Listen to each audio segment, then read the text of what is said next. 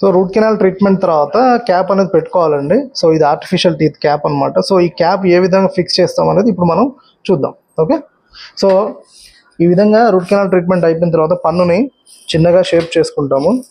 ఈ విధంగా చిన్నగా షేప్ చేసుకొని మెజర్మెంట్ తీసుకుంటాం. మెజర్మెంట్ తీసుకున్న తర్వాత మనకి సో ఈ విధంగా క్యాప్ అనేది వస్తుందన్నమాట.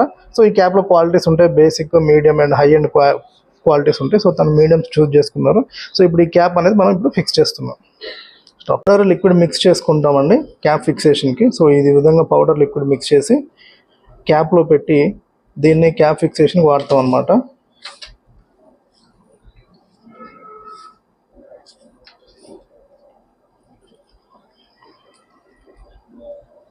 క్యాప్లో ఇలా లోడ్ చేసుకుంటామండి.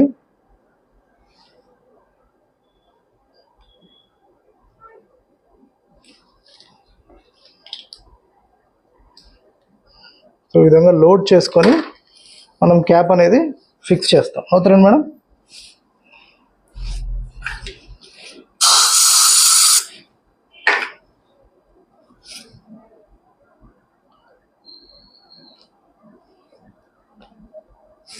సో ఈ విధంగా మనం స్ట్రాంగ్గా ఫిక్స్ చేస్తామన్నమాట. ఫిక్స్ చేసిన ఒక 15-20 మినిట్స్ వరకు వాటర్ తాగకూడదు, ఎందుకంటే ఆ సిమెంట్ అనేది సెట్ అవుతుంది ఫిక్సింగ్కి. ఓకే,